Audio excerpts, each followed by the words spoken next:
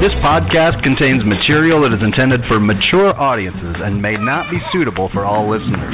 Enjoy. Gadson back up to 2 feet, trying to get the takedown, he does! Trying to get the pin, he did! Kyven Gadson's mission is over! A quiet match all of a sudden blew up. Boom, what happened? You know what that's called? The Gadson. I coined it. I'm gonna patent it next.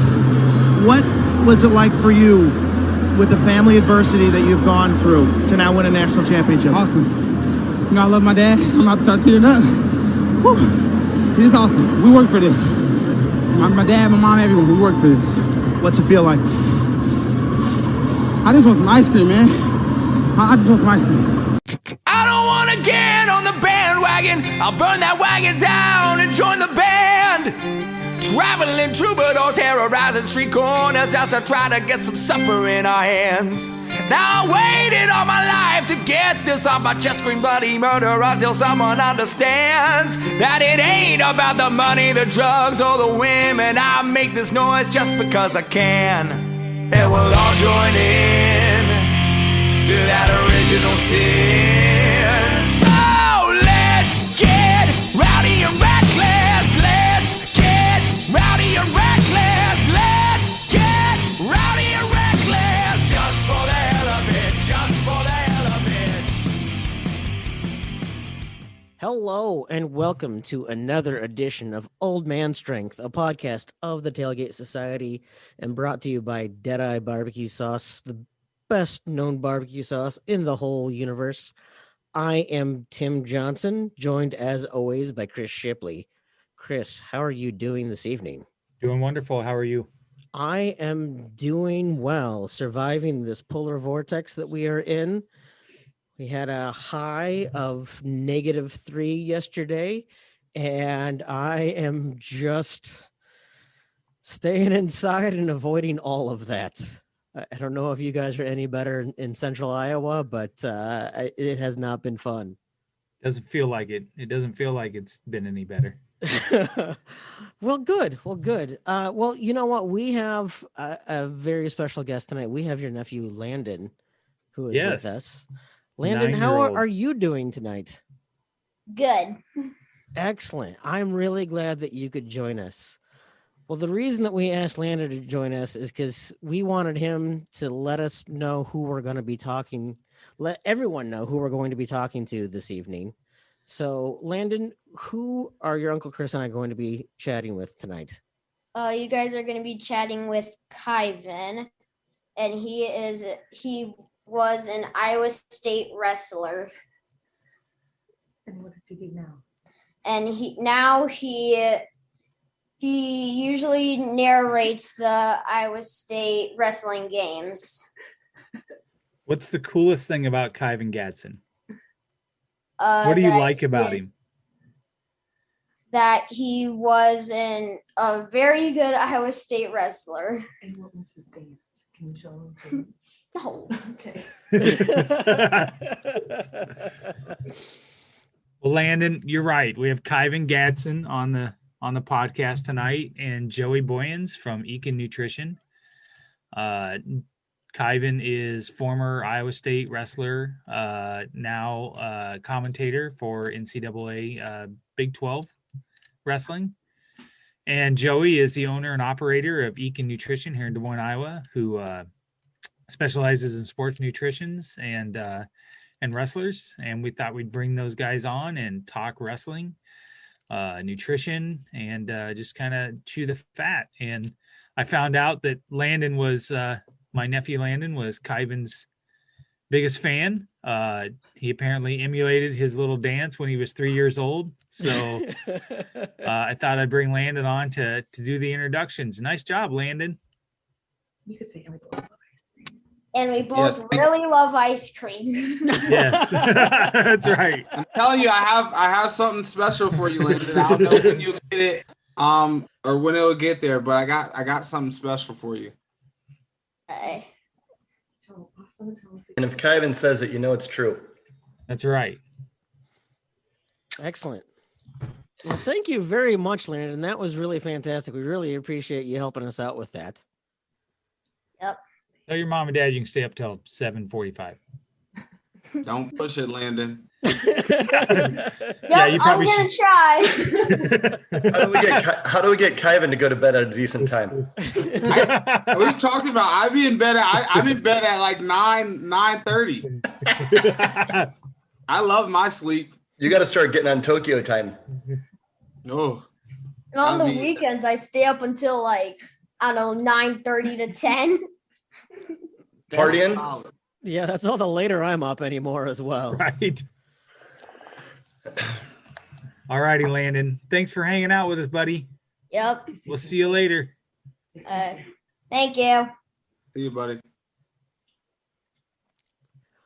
Excellent. Well, as Landon let us know, we do have Kyven Gadson on the podcast. Kyven, welcome to Old Man Strength. Thank you. Thank you for having me. I appreciate you guys for having me on. We appreciate you joining us. I don't know how much Chris has told you about what we talk about. Normally, we have someone a little bit older than you, since this is Old Man Strength. That's why I brought Joey on. Kyven just changes the curve a little bit on the age here. Yeah, no, absolutely. No, we appreciate that. Especially because not only is this Old Man Strength, you are not old, but you actually have strength, physical strength, unlike Chris and I, who have, I don't know, Chris, what would you even say? How would you describe our physique? I tend not to describe it very often. I don't know. I told the nurse today when I was at the doctor's office that I think I pulled a muscle in my back 2 weeks ago and I still can't barely lift my foot. So, I mean, that shows you what kind of athletic prowess I have. Man, I think I twisted an ankle walking down the stairs the other day. And I'm only in my 40s, but I'm already looking forward to when I have real estate where everything is on one level and I don't have to go to the basement just to do laundry. I don't know. Keys to life. Right. Yeah, I don't know what that says, but at some point here, maybe I'll figure out how to get back into shape. But we've talked a lot on the podcast, Chris, about your weight loss journey. We've talked about the various things you've done to get into shape, to maintain your weight loss, to do all of those things.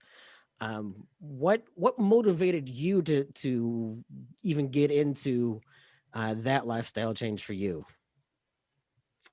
Well, if I'm being honest, I would prefer that my wife wanted to see me naked more, but and again, she never listens anyway, so I can, but I mean, for me, it was I think we were on our anniversary trip 5 years ago, and I was probably pushing 330 pounds at the time, and I had lost a bunch of weight before that, and then gained a lot of it back. And we went hiking, and I mean, I could barely make it up a hill. I mean, I was really struggling. So that for me was the biggest thing for me. But it's been a journey, and I will say, we'll turn it around. That in the last, I would say, year that I've been working with Joey, my idea of how to handle nutrition and exercise and so on is completely opened my eyes to how things are. So I thought it would be super great to bring Joey on to give people an idea, because I think Joey has some experience there in opening some eyes for some people of what they can do and things like that. And with Kyven going on the journey that he's going on and how that relates to him, I just thought it'd be a natural fit to have those guys on, and let's talk about it. Absolutely. I think that is fantastic. I think to have someone, well, you know what, Kyven, why don't you go ahead and tell us a little bit about, your collegiate career and how it's changed now that you're graduated and preparing for the Olympics and kind of what you're going through. Okay. Collegiate career started. I got to Ames, Iowa in 2010 in the summer.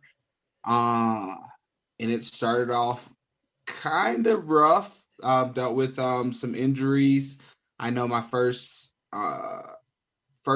tournaments in Ames on the Iowa State roster, I was wrestling at 184 pounds. My senior year of high school, I wrestled 189. So I was still growing. I was 17 when I graduated. And I was doing the best I knew how to do with nutrition. And I was having a really hard time making 184 pounds, like really hard time, struggling making 184 pounds. I think with that, I dealt with some more injuries, and the coaching staff decided that it'd be best if I moved up to 197 pounds, and still dealt with some injuries throughout that. And then I got healthy in 2012.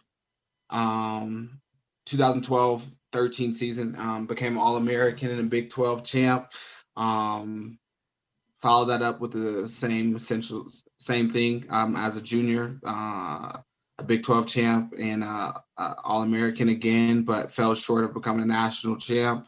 And I was ranked number 1 in the country that year at certain points. And then senior year, I started diving into nutrition a little bit more because junior year I struggled with maintaining weight in the weight cut, and I had some good people in my corner, particularly a friend named Kira Hennis, who's a registered dietitian who helped me and kind of just kept me on, like kind of was like my accountability partner.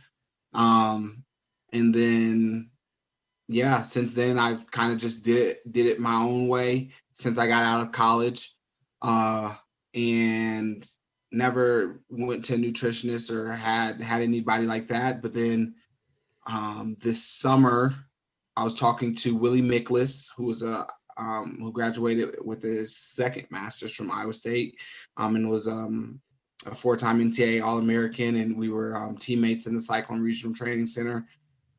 And he was just talking about nutrition, and he had told me that he went down to Joey for that type of like high level advice and strategic essentially planning. And I was like, okay, like, well, you know, we're going into the Olympic year. I've come up short the last 4 years. So in 2016, I lost in the Olympic trial semifinals to Jake Varner, the guy I beat in the 2015 NCAA finals, went on to win the Olympics. Then in 2017, that person beat me off the world team and won the world championships. In 2018, he beat me off the world team again, and took second at the world championships. In 2019, he beat me off the world team again, and took third at the world championship. So going into the 2020 Olympic season, it was just like, well, what are you doing?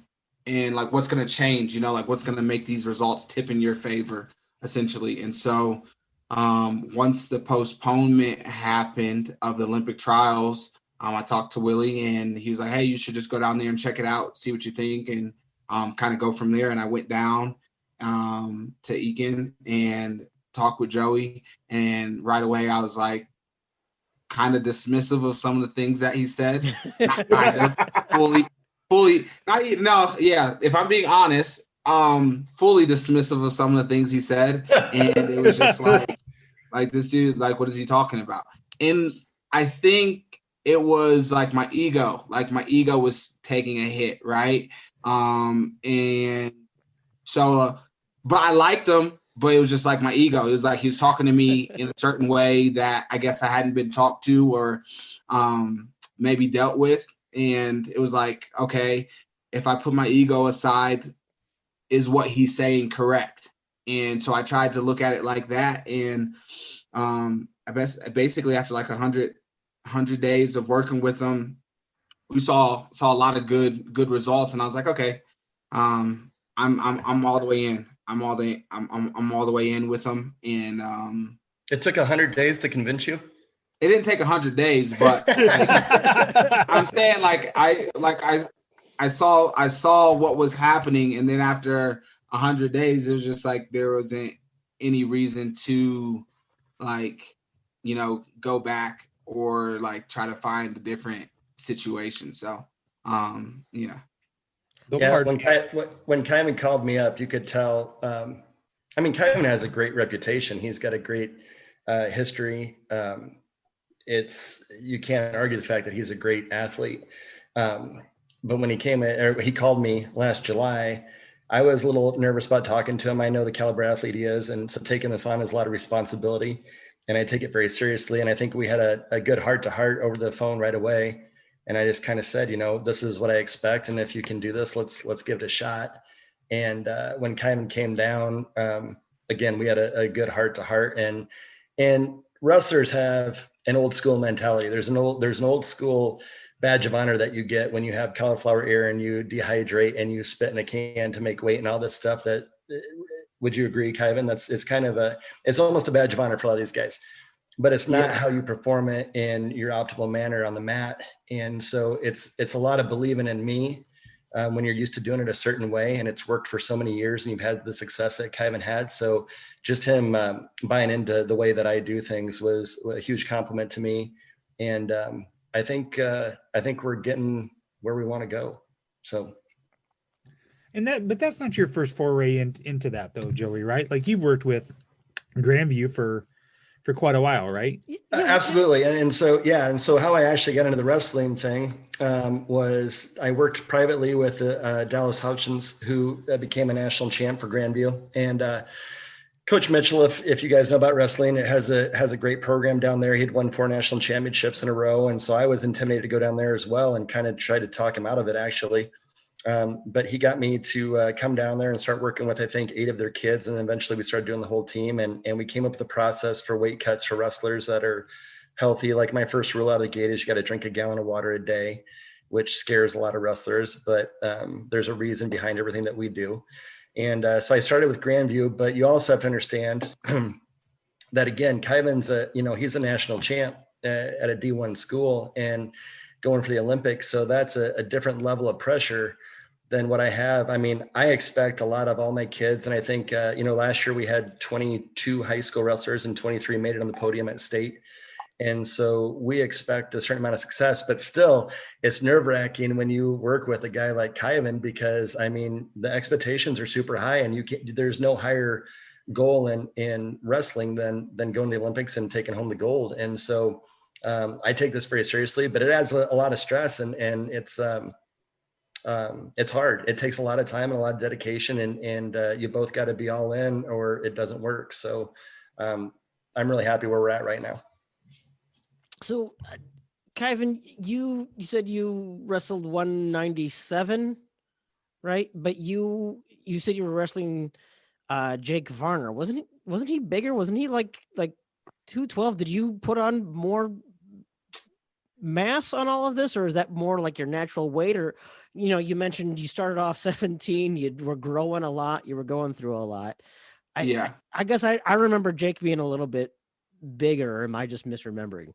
No, you're correct. So Jake won the Olympics at 96 kilograms, which was 211.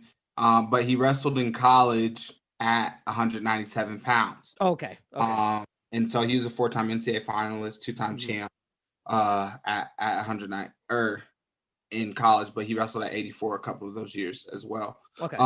But internationally, the weight changed after he won the Olympics in 2016. The weight changed to 97 kilos, which is 213.85 pounds.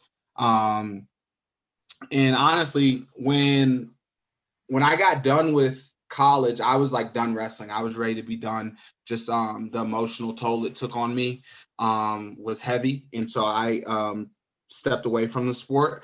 I believed I was ready to be done. And then essentially I just was like, well, I think you need to find out. You need to find out, because as a kid growing up, that was always the goal, was to be an Olympic champ. Yes, if you're trained to be an Olympic champ, you're probably going to get some NCAA titles with it.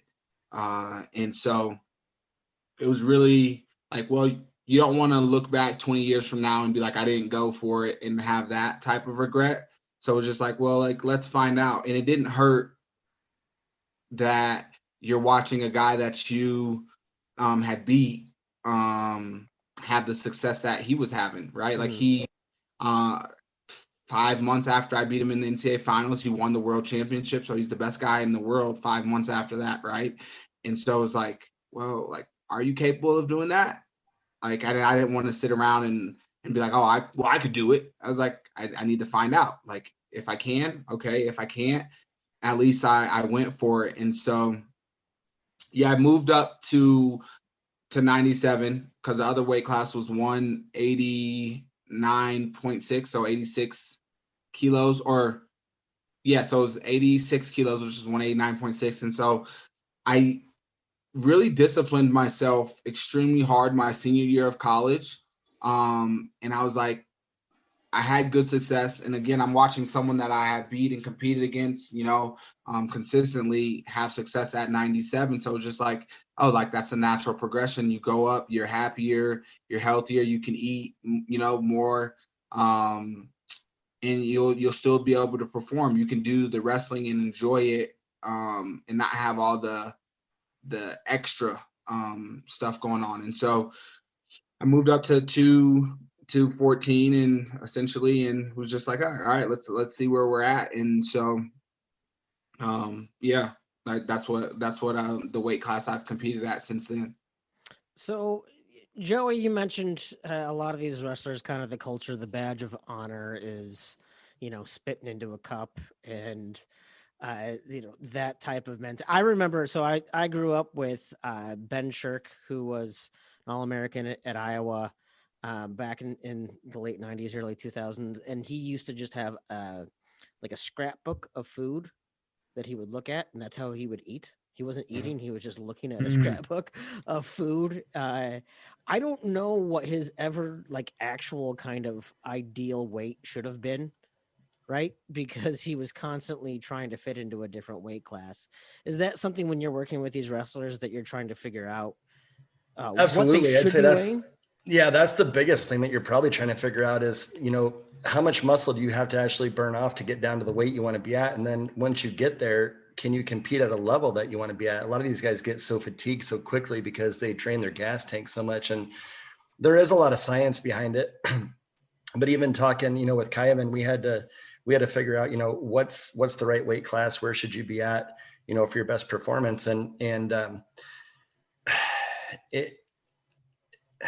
I'm trying to see how I want to phrase this correctly. There's smarter ways and better ways to do things than what we used to. We have a lot of technology now that we can use. So the first thing that we do actually is figure out the right weight class to go to.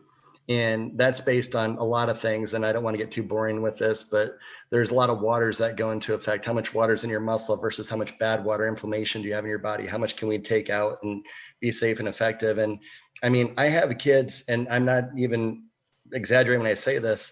My high school kids, the hardest thing they want to do, they want to cut too early. And if you ask any wrestler, probably the biggest one, the number one thing they have a problem with is a day before they got to make weight, they can't lose that last 2 or 3 pounds.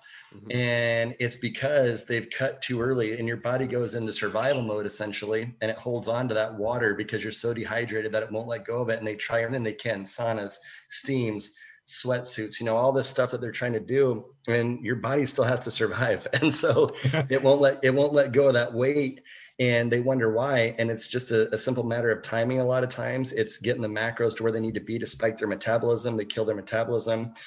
So I always explain metabolism is like a campfire, right? You got to throw a log in that fire every 3 or 4 hours. And so you got to get these wrestlers to eat every 3 or 4 hours to get their metabolism going.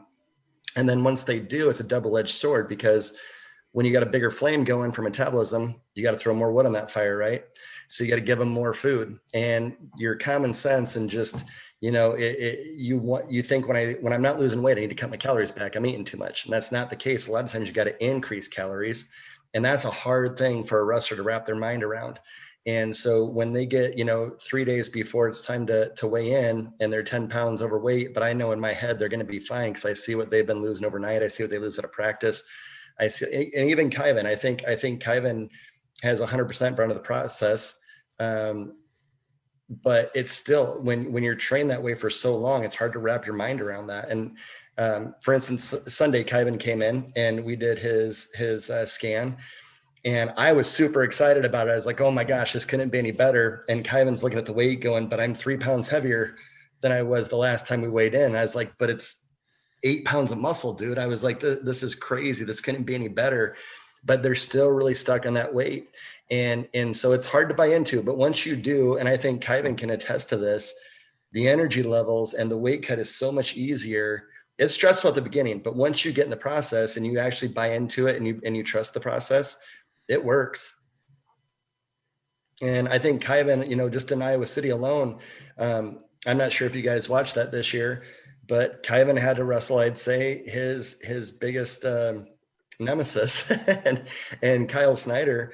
And going into it, everybody's like, oh, Kyle Snyder has been beaten how long, and if you all remember, Kyven beat him to win the NCAA title. So Kyven wrestled well, and Kyle unfortunately had an injury that he couldn't finish the match, but Kyven was in complete control of that match and was wrestling different than I had seen him wrestle in years. And I'm not going to take credit for that. There's a lot of things that go into that. But the one thing that we did change was nutrition, and I hope that played a part in that. So it's just it's a long process, and it's something you got to buy into. You got to go. There's more than one way to skin a cat, but this is the way that I do it, and it's worked and it's successful. And I think that from the feedback I've gotten from all the wrestlers and the coaches and the parents, especially the parents, is that they're so happy that their kid is eating 4,000 calories and still making weight, as opposed to eating 800 calories and struggling to make weight. And that's the difference between what I do. It's about reloading glycogen, reloading the gas tank. We talk about this all the time. I want these guys, I want to worry about their weight for them. I want them to worry about wrestling. I want them to not be sitting there 2 days before stressing out about, oh my God, I'm not going to make weight. I want them thinking about, what counter move they're going to do when a guy shoots on them, or what they're going to, just to wrestle. And I don't want them to have to pace themselves. I want them to be able to go full speed the entire time and not have to worry about gassing out. And when you step on the mat, if you guys wrestled or competed, you step on the mat, when you have all that other stuff clouding your brain, trying to conserve energy, thinking about when you should ride because you want to be able to go hard at the last period or whatever. There's a lot of things that go into it that really can affect how you wrestle. And the one thing I want to take out of that equation for these guys is worrying about their weight management. So that's how I think me and Kyven, we started as a, client nutritionist relationship, and I think it's evolved into a friendship. And I'd say the same about Chris. And I think that's the one thing that is the difference between being successful and not. You have to have a relationship where you care about these guys, and they don't want to disappoint you when they come in. And sometimes that's overwhelming for them. And I can see the look on their face when they come in. They're nervous about scan or whatever, but you have to have a little bit of that if you want them to do well and be consistent with things. And so it's the same thing. I don't want to let Kyven down or Chris down, and I don't think that those two want to let me down. So it's not just about the science and the food and all that stuff. It's about relationships as well. And I feel like we do a really good job of creating good relationships. And if anything, I probably have a hard time drawing the line between my customers and my friends. We all become friends at some point, which is good and bad, because then when you become friends, then they're like, oh, I don't care if I disappoint this guy anymore. He's just a friend of mine. So, I don't know about that. Yeah, but it can change things, but it's good. And I appreciate the relationships that we've built with these guys. So, well, from speaking in a non-athletic, non-Olympic way, I'll handle that side of the equation. Joey's spot on. Even for somebody who's battled weight problems his entire life, to walk in there and think to yourself, to get it out of your head that you should eat less and I'm working out really hard and so on. And then you go in there and he tells you you're not eating enough, you're not eating enough. That's a hard thing mentally to wrap your head around, because you've been so ingrained for years that that's not how that works.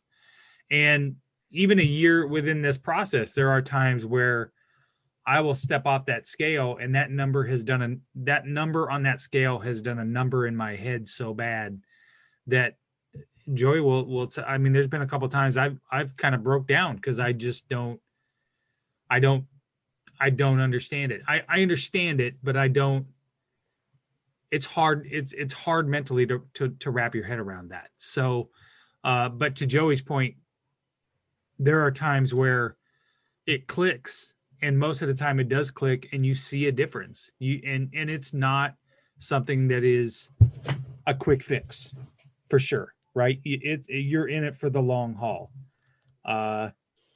Well, and I think the hardest thing, for people at home that aren't working with a nutritionist or somebody, is that you use the scale to measure your success, right? So you're looking at a number on the scale. If the pounds go down, you think, hey, I did a great job.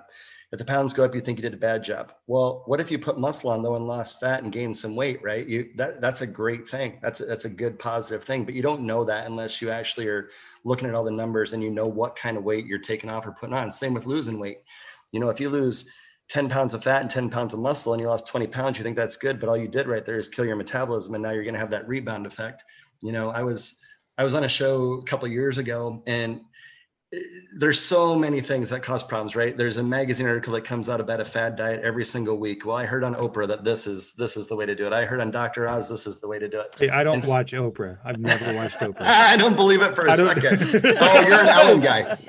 Right. You watch Ellen? Yeah, Ellen. Ellen's my favorite. There you go. I'll stand for no Ellen slander on this podcast. But yeah, I think you combat a lot of things, and what you hear on the internet, what you read in a magazine, what you see on TV, there's all these different messages. And at the end of the day, it's about figuring out the right macros for everybody. And I was on this show a couple of years ago, and we did call-ins, and they said, isn't it just calories out, calories in? And it's not. It's, you can get the same amount of calories eating a Big Mac as you can eating 4 chicken breasts, but it doesn't process the same way in your body, And so it's not about calories in and calories out. It's about where those calories are coming from and what kind of calories, what kind of quality calories they really are. I appreciated what you said too about hydration and proper hydration, because I think a lot of times people really feel like water becomes sort of an empty weight gainer. I know I'm someone, for me, who my physical activity isn't working out. I do a lot of hiking, backpacking, and reminding myself to stay hydrated when I'm out there is more important than anything, because you are burning through a ton of calories when you're out there. When you do like a weekend backpacking trip, and you can burn through calories like you can't when you're at home during the rest of the week.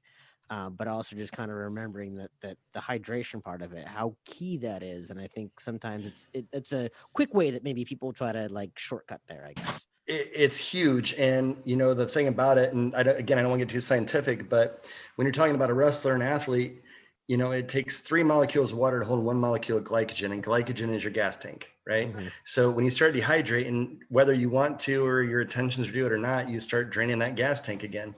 And so there's no way scientifically to hold in that glycogen. So that's, like I said, but it's funny when you talk to wrestlers, because none of them talk about water in ounces or gallons or half gallons. They talk about it in pounds. I had 2 pounds of water today. I had 3 pounds of water today. And again, I'm like, then I'm trying to compute it into ounces. Okay, that's 48 ounces or whatever, I'm trying to compute it. And so, but that is the key. And then again, if you do have to go a little bit old school with your weight cut, a gallon of water is 7 pounds. And so you always have that insurance policy a little bit to where if we do got to sweat some off, we can. But again, that goes back to what we said originally, is that, they always struggle with that last 2 or 3 pounds, and it's because they're already dehydrated and they just can't, their body doesn't want to release any more water. So then that water has a lot to do with inflammation in your body. It has a lot to do with processing the protein and the foods that you're eating. I mean, Coach Volmek out at Waukee did a testimonial for me, and he said, we have every supplement store in the city coming in trying to sell us stuff and tell us this, buy this, take this, take this. And he's like, I come in here and you tell me the biggest thing to do is drink water, which is free.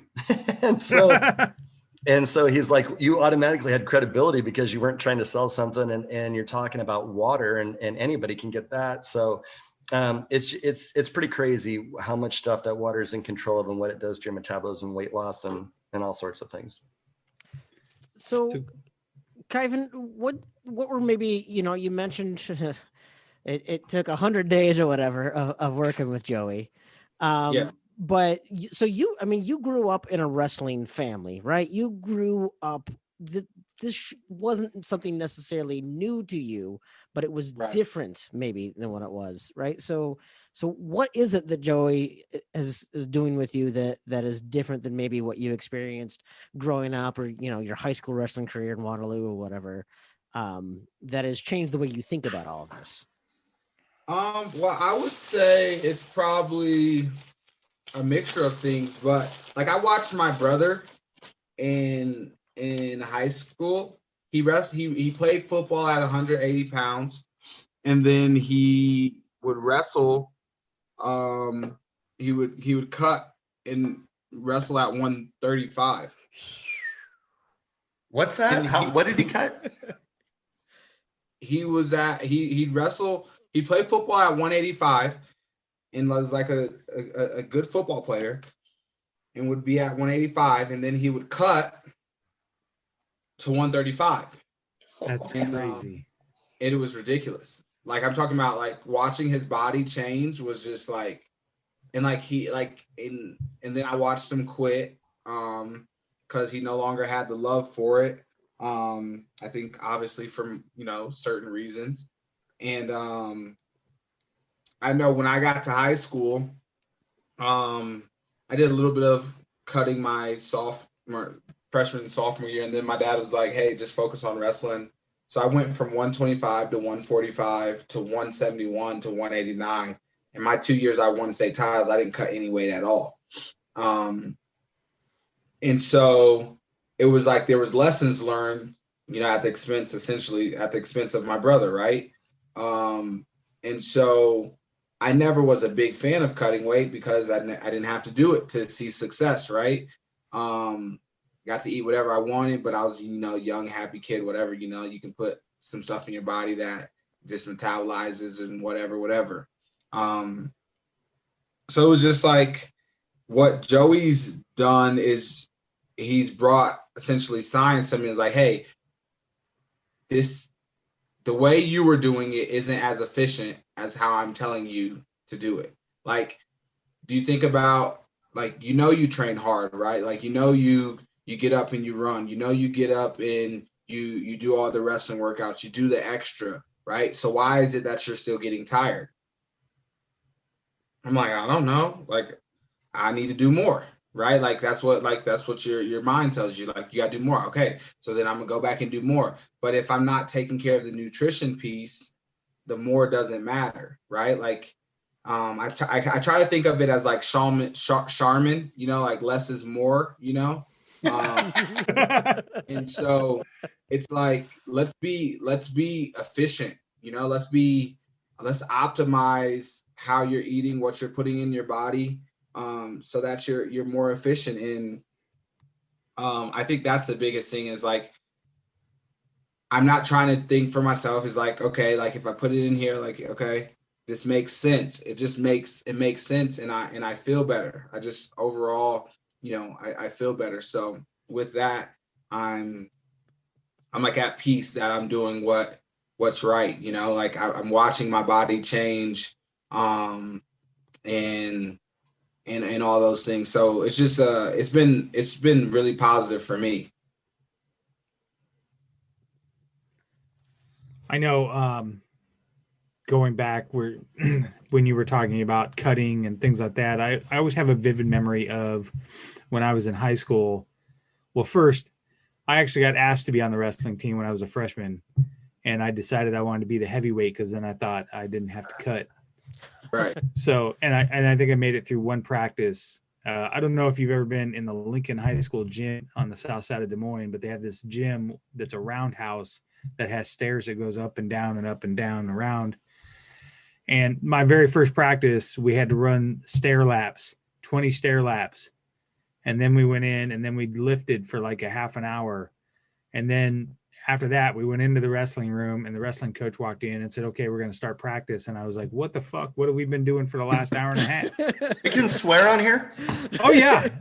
No, yeah. Shit. I didn't even know that. I've been good. Joey, I've been drinking too. So I don't know. I just text I better not say that. I text someone to make me a drink right now. So yeah, I went home and I rethought my life choices on that deal, and I was like, that seems like a terrible idea. But I regret that, right? Like I regret quitting that, because I think I probably that would have changed probably my life when I was a kid, as being, fat and not doing a lot and not being very active. But Yeah. there was a guy in my high school that he was in my homeroom, and I'll never forget. He came walking in homeroom, and this was when I guess you had to weigh in the morning. You would weigh in the morning of the day of the meet. It was great. Yeah. So he come walking in. He was in that silver suit. Yeah. And he was sweating. I mean, he was poured in sweat, walking in homeroom with a bag of McDonald's.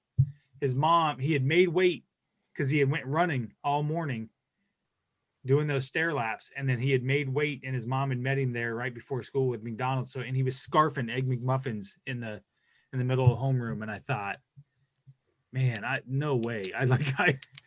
But it's completely unhealthy. I mean, you look back at that and those unhealthy practices and so on of cutting those weights and things like that. So, and I would imagine, Joey, that was a lot that you probably fought, probably with some old school coaches and things like that, right? Have you ran into that? Oh yeah, and it still is. And again, they're coming to me and they don't know me from anybody else, and so you're asking for a lot of faith to, I tell these kids, drink this much water, eat this much food.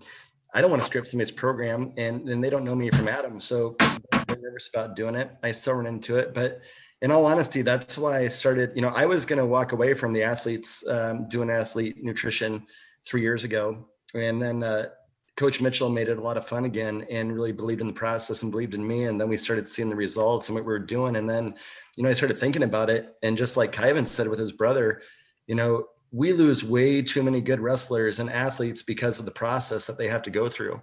It's the same with all these kids these days. If you got to pick one sport to play in, baseball players in particular, if you're a pitcher, they're throwing over and over and over. And before they even get to the college level, they've thrown their arm out. And we just lose so many great athletes because of this old school mentality. And again, I'm from old school, so I get it. And I think it made a lot of kids tougher than what they would have been because they had to go through a lot of this kind of stuff. But again, I just think we lose too many good athletes, and there's so much pressure on these kids nowadays to be the best. And it's hard to even play a sport. I grew up in a town where you could play every sport and start because the school was small, and it's just not that way anymore. And so you really have to dial in what you want to do and pick one or two sports and then go after it. And I hate to watch these kids quit. Or Chris, just like you said, that might have changed your life had you stuck with it. And the biggest thing that frustrates me is that kids just don't realize, and we do, because we're the what is it? Old man strength. Yeah, we're the old man strength. If we say it 100 times, Joey, if people would just listen to us, that we wouldn't be any problems. But I sit here and I look at these kids and I'm like, you don't understand, if you quit right now, how much you're going to regret it when you're 45 years old, and it'll haunt you and for the rest of your life. And so I'm just trying to find a healthier, better way. And if I can make a small impact with these guys and make them love the sport and make the weight cuts easier and more enjoyable, and the competition level goes up, right? And you look at like UFC, or you look at all the boxing, all these things, everyone's moving up a weight class right now. Mm-hmm. Because let's just be honest with about from a common sense perspective, right? You take two kids at 140 pounds, you cut them both down to 126. What's the point? Why don't you just let them both wrestle at 140 at full strength and have a better match and let them enjoy the sport? But instead, you make these miserable weight requests or these guidelines that these kids got to follow. They hate the sport by the time they're however old, right, Kyven, like your brother, and then we lose them. And it just doesn't make any sense anymore. And so the smart way is to do it the right way. Find out the right weight class. You don't have to cut into muscle. Just get rid of the fat, make them healthier, make them enjoy it, make it something that's attainable, and the sport gets better. And so that's really what I'm trying to do. And with the wrestler, from a wrestling perspective anyway. And hopefully it's working a little bit. Yeah, well, you talk about that because these kids are growing so much through high school too. I swear to God, there were years in high school where just my natural growth and change, I was gaining 20 pounds in a year. Yep. Kyven mentioned what he started wrestling at to where he finished. I'd mentioned Ben Shirk. He started off at 103. I think he finished at 140, and he was probably still too lean at that for how much he had grown and changed. Trying to maintain that over your career, but even just the course of a season feels a little ridiculous when I look at it in hindsight. At the time, I get it, but first of all, you couldn't keep anything in my fridge. I barely weighed anything, and I was eating everything under the sun in high school. Yep. I can't imagine what some of these kids have tried to do, or the sacrifices they've made that just doesn't even. It's not only is it not healthy, it's just not logical. Yeah, and wrestling is a whole different animal that you're dealing with, right? Because, even look at there's a 106 weight pound class in high school, and the lowest weight in college is 125. So why keep your kid down at 106 when if they're a good wrestler and they go to college, they're going to have to bump up to 125 anyway? Why don't you get them used to that? Let them grow, develop, right?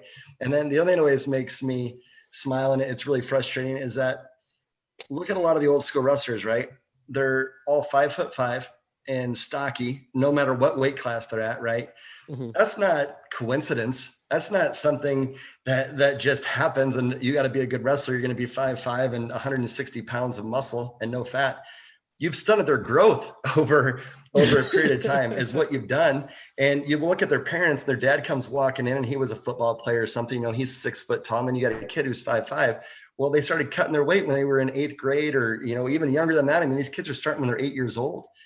And there's a reason they're in growth patterns there. And then you take their nutrition away. Well, you're stunting their growth. Right. And so there's a lot of long-term effects here that need to be corrected, in my opinion. And again, some people do it the right way, but there's a lot of people doing it the wrong way. And I think that you need to let these kids be kids. They need to be at the right weight classes. I'm not saying that it's a bad thing to cut weight. If it's healthy and doing it the right way, so you're not damaging the kids' overall health. But there's a lot of people that don't, and so I'm just I'm excited. I think it's catching on. We went down and talked with all the coaches at the national convention a couple of years ago, and a lot of them are listening and paying attention. And I think there's a lot of people in the NWCA that want to change the certification rules. And again, that scares the old school coaches because they have a way of doing things. They don't want people coming in rocking the boat, but we can make it better. So. Yeah. So Kyven, when we were talking about, he was talking about like those kids that are 106 and having to transition into college to 125. For you moving into college, your dad was a wrestling coach, right? He coached you in high school. So what was that like to move from high school into college and some of those differences and what you had to adapt to when you moved over into college? I think the biggest thing, because I think my dad did a good job, is he put me around a bunch of people, even when I was in high school. So I never was like the best guy in the room. And so even getting to college, right? Like you're coming into college, and my first live practice was with John Reeder, who was a national champ in 2011, right? And so it was like, whoa, it was like another wake up call. But my senior year of high school, I had Akeem Carter, who was multiple time national champ for Wartburg, Mike Van Arsdale, who was an NCAA champ for Iowa State back in the day, would come in the room and beat me up in bare feet, so I think the biggest thing that was the adjustment was just the consistency of the grind,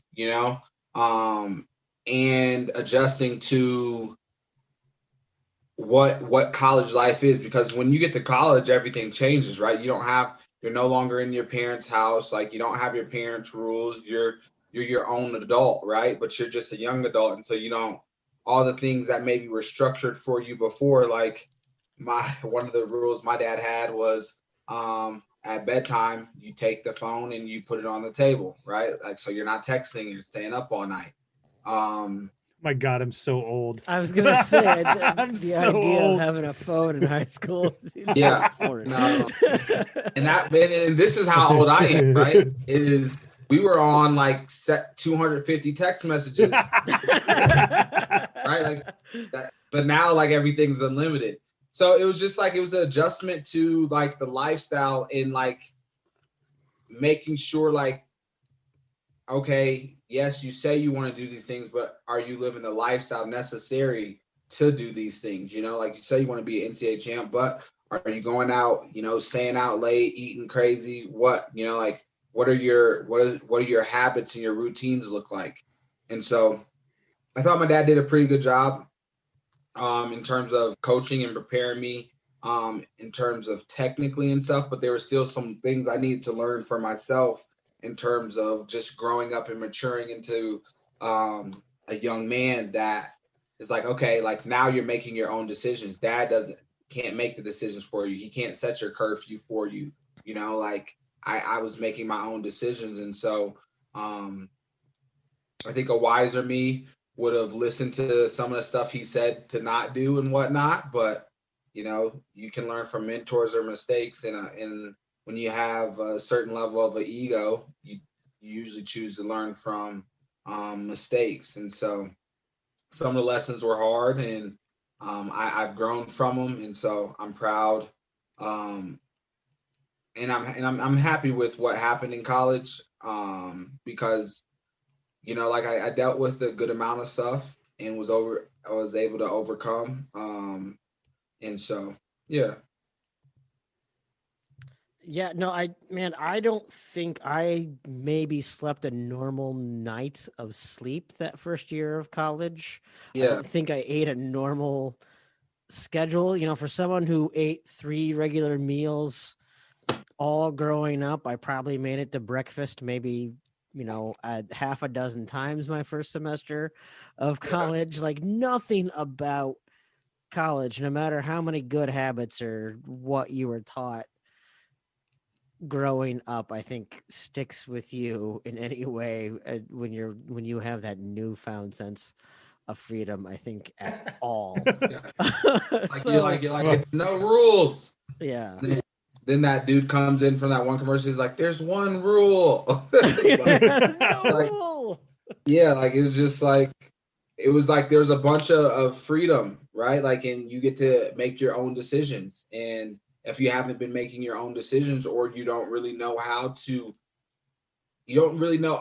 I can't speak for everyone, but I didn't know how to self-manage at the level of an elite caliber person when I got to college. And so it's something that I still work on daily, self-managing everything from nutrition.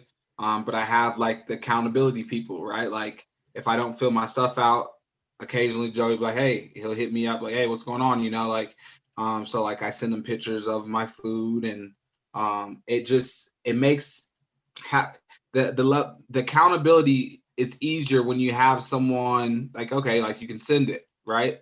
And you're not just holding yourself accountable to yourself, right? Like if you tell yourself, okay, I'm gonna go do this, but then you wake up and you don't feel well, like, okay, I'm not gonna do it. But like if you have an accountability person or someone that's expecting you and relying on you, it becomes easier for whatever reason that is.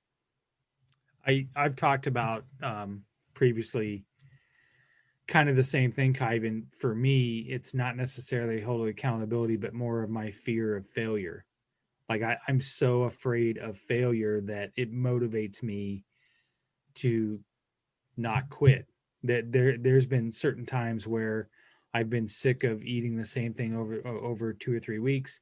I'm over this whole process or whatever else, and I'll wake up the next morning and I'll be like, well, what are my options?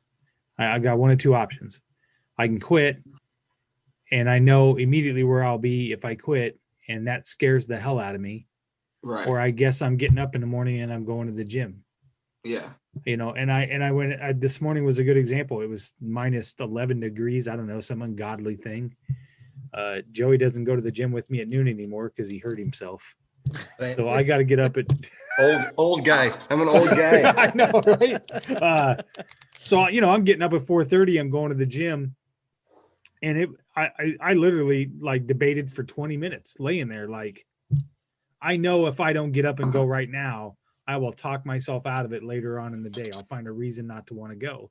Yeah. And the fear of, a lot of it is I had a really good 2 weeks of results. Yeah. And do I want to screw that up now when I'm on such a good roll? No, I don't want to do that, because I don't want to go in there on Saturday and look at Joey in the face and go, you're giving me all the tools, and I got up this morning and decided I want to go for 2 or 3 days. And I think everybody has to realize too that it's not always about perfection. It's just about progress, right? There's going to be a couple times when there's going to be some hiccups and life happens, and it is what it is. And it's always funny for me to hear everybody, like, everybody's motivated for a different reason, right? Like Kyven's motivated because he's going to get gold. Chris, you're motivated because you don't want to fail. Like, everybody has, you got to find that motivation factor, right? Like, what pushes you to be the best you can be? And there's no right or wrong answer there, but everybody has different motivators. And then I always hear everybody say, talk about other people, like, oh, I wish I had that problem. I wish that I had a problem not being able to gain weight. I wish I had that problem. I wish I had that. Well, everybody has something different, right? Like, Chris, you've had some health issues that you've made it through and had to struggle with, and that nobody knows what that's like to go through unless you've actually lived it, right? Well, so everybody thinks, well, Kyven's got it easy. He's going to Iowa State. He's got a full ride. He's got whatever, I wish I was Kyven. Well, think about the pressure that Kyven has. When you go from high school and having fun, now you go to Iowa State or to a D1 college, it's a business now. There's a lot of pressure on you, and there's expectations that you got to deliver. And so would I want that? Hell no, I don't want that kind of pressure.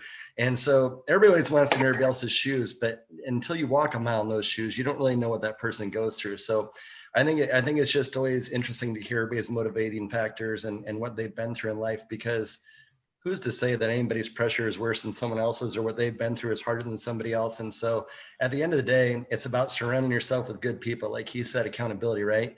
It takes a tribe to raise someone. And when you surround yourself with good people, good things happen. And so I'm very thankful that I've met Kyven and you, Chris, both, just because you've made me a better person as well. And so I think there's a lot that goes into this. It's not just always about nutrition. It's not just always about the individual. It's about, the group and who you got for accountability, who you got to be there when you really need someone. There's a lot of things that go into this. I think, during this pandemic, when we've been trying to stay socially distanced and a lot of gyms shut down or whatever, I think that's been particularly hard for a lot of people, is having the accountability thing. I was all proud of myself this summer because I actually got down to my driver's license weight, because no one weighs what they say they put on the driver's. Do they still put that on there? They still put. I've always wondered how much you could exaggerate, because no one's ever like weighing you or checking anything, right? I'm 5'6". I wonder how far I could stretch this. Could I say that I was like 5'10" and like 220 pounds or something like that before someone calls me on this? I gotta test this out. But it does not, however, it does not have the weight on. I just checked. Oh, mine does. In Minnesota, they still do. They took it off in Iowa. They don't want to discriminate. Right. Oh, well, in Minnesota, they still do. And I was proud because I was finally back down to my driver's license weight. But then this winter, I have gained it all back and then some, because I'm not, well, first of all, it's Minnesota. It's not warm. I'm not going outside unless I absolutely have to. I could work out in my basement, but you get up in the morning and it's cold and it kills you, and you don't. It's cold in the basement. It's cold in the basement, right? And you don't have that accountability person. I don't have someone that I can go on a bike ride with or go on a walk with or whatever. And, I thought having a dog would make me go on more walks, but again, it's freezing cold. I'm not doing that. My dog, I rescued my dog from Alabama. She doesn't want to go outside either. I open the door, she looks out there, she looks at me, she just shakes her head and runs back upstairs to her kennel. She's like, I don't blame her. You took her from where it was warm up to Minnesota. Yeah, absolutely.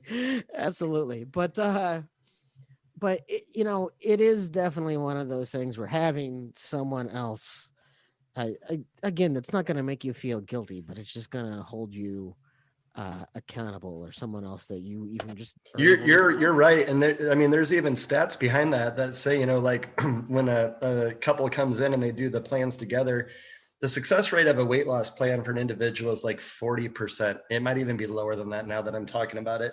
But when you add, a friend or your wife or husband or whatever it might be, your chances go up to 80%.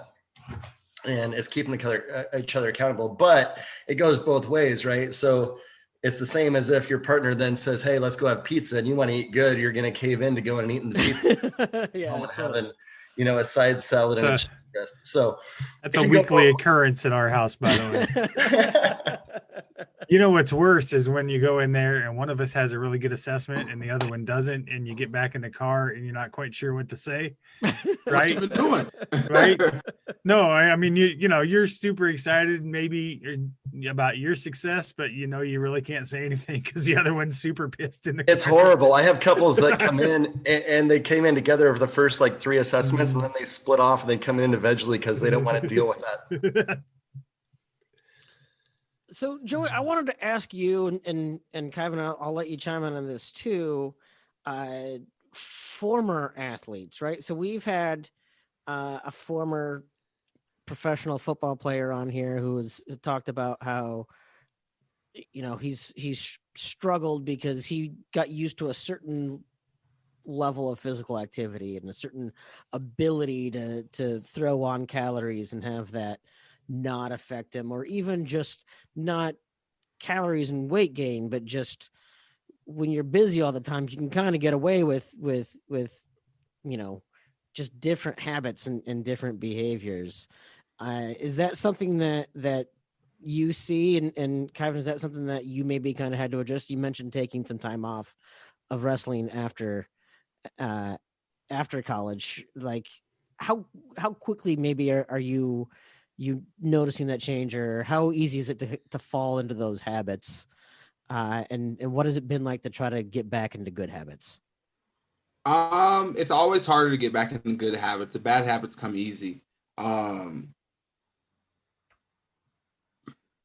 think about like this, right? Like if I'm super disciplined, right, to achieve a goal, once that goal is achieved, it's like, okay, now I can enjoy myself, right? So if, for example, if I'm like, all right, I'm not going to drink until after my Olympic season, right? More than likely, after my Olympic season, if I'm going to drink, I'm probably going to drink probably a little bit more than I should, right? Like that's where the binge drinking and stuff comes in. Like that's what you see. So I think it's important to have a balance, right? Like even with Joe, right?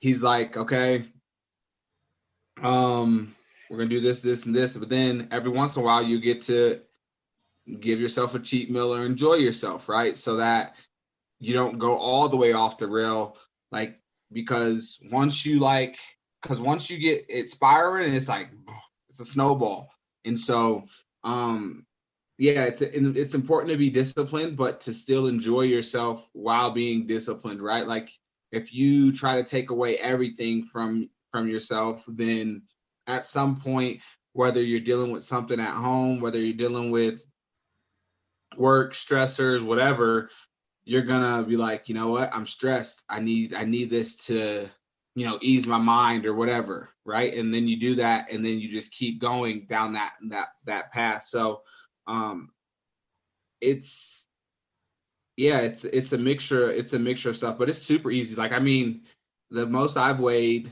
or like on the scale is like 245, right? Like yesterday when I scanned, I was 240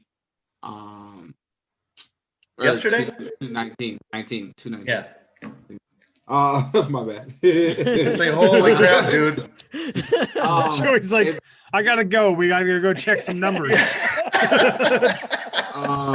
And so it's like it's important, right? Because Joe's even said it to me, because I can get big really quick. Like I love food. I love food. And I mean, you honestly, and me, Kyven, man, you and me are the same. Yeah. I knew I had something in common. It's so easy to enjoy those things and to continue to enjoy those things.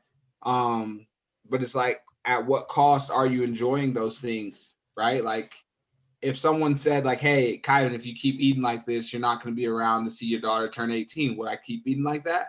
You know, that would probably be a no, right? If someone were to just break it down, like, look, if you continue doing this, I can guarantee you this is the end result. But I don't know if people see it like that, right? And maybe I'm aggressive in my thought process, right? But like I watched my dad, you know, like he didn't get to see me turn 21, and he was a phenomenal athlete, and was like, I don't know if you saw, there's a picture the Dan Gable Museum posted maybe like a week ago, and he was like all leaned up and trimmed up and just big old shoulder traps and all those things. And I don't know if that was the reason why he got cancer, because of, you know, like habits, because again, like I said, he was disciplined when he was disciplined, right? And they cut weight like crazy back in those days, like just ridiculous amounts. And so then when you get done, it's like, all right, you know, like I dedicated myself to this task for this long. Now I'm going to enjoy myself. And was him enjoying it? He didn't drink, he didn't smoke, but was him enjoying himself and just allowing himself to, you know, eat, you know, the butter pecan ice cream when he wanted, the sweet potato pies, you know, things like that, right? Like, did those contribute to, you know, him dying before the age of 60? I don't know. I would have to think that probably, you know. And so those are things I have to look at, because even Joe's like, hey, you got to promise me you're not going to get over a certain weight when you're done competing. I'm like, but like in my head, I know that if I do allow that to happen, that I'm putting myself in a situation where my health is going to be a question mark for me. And I don't think I want that situation. So I think I'm going to have to keep a certain level of discipline, you know. It's easy. It's very easy to let that slide. And I at one point was 460 pounds in 2007. And then I had, it was kind of the same deal. I woke up one morning and I was like, what am I going to do? Like, I can't live like this. I'm not going to see my kids graduate high school. Mm-hmm. To the point where it was so bad, I couldn't even, I had a hard time reaching around just to clean myself. I mean, that's just brutally honest. And that's a pure moment where it's just you and your own self-worth. So, I mean, I had gastric bypass surgery and ended up getting down to 195 pounds, to the point where people told me I looked sick and I should gain weight. And that was like, gain weight. Like, I can't gain weight. But there was probably a 2 or 3 year period there where I was at a healthy weight of about 210, 220. And I thought I was fine, and you just start to gradually loosen up and do what you said. And, 7 years later, I was at 330 pounds and staring right back at it again, but I had always thought that you get comfortable. Right. Yeah. I get comfortable. There's no way I'll ever be 300 pounds again. There's no way I'll ever see that again. I remember when I got below 300, I said to myself, I'll never see that weight. I'll never see that number again. I'll never see it again. And you fool yourself, right? Like I was in a good spot for a long time. And part of it is I'd lost my job. I was working at Wells Fargo. I'd lost my job. I think I was like 235 or something. And I ended up getting hired back at Wells Fargo, but I was in the office. I wasn't at home. It wasn't the same exact job. And I think I was at that job 3 months. I sat there and I ate at my desk every single day. I was so miserable. Yeah. That when I left that job, I was at 280. Mm-hmm. And I was like, holy shit, and at that point, then it was game on. Like it was out of my mind. So same deal. I mean, it can sneak up on you. So, it's a totally mental thing. I'll never forget when I went through gastric bypass and they sent me to they made you go to like a psychiatrist and so on, and I was like, go to this why, you know, once I lose all the weight, all my problems will be gone. Right. And physically I'll be fine. It'll cure all my problems. And that doesn't work. Right. It doesn't work. And I watched my dad, he was probably like 295 when I was in high school. And then I watched him say, he was like, I'm going to get healthy because if I don't, I'm not going to be around. Right. And he starts taking his nutrition seriously again, you know, because he has the discipline. It's always there, right? It's just a matter of if you're going to tap into it, right? And so he starts getting healthy. My freshman year of college, he gets down to 215. He's like, I'm good right here. Because that's literally probably what he weighed when he was in college. But he wrestled 177. So here's this like photo of him. Oh, awesome. Wow. That's great. And this is when he was at the JUCO, which was Nassau. But he was 190. That was the weight class he wrestled. So he probably walked around at 205, 210, maybe 215. And so he got down to 215. He felt good. He was like, you know, moving better, everything. And then someone mentioned like, hey, coach, are you still losing weight? He's like, nah, you know, I'm good, you know. And he had gotten down to 205 and didn't know why he was still losing weight, right? And that's the only thing that made him go into the doctor. And that's when everything, you know, started happening. And so it's like, if you don't make the decision today, right, you're going to put it off, right? And possibly him putting off that decision possibly could have cost him his life. Now, I don't know for sure, right? But there's probably always times where he thought about making that decision and just like, you know, like I'm good, you know, like I can still move around. I can still do what I'm doing. You know, I'm coaching. I'm enjoying it. I love giving back to these kids. And just, you know, you get caught up in life.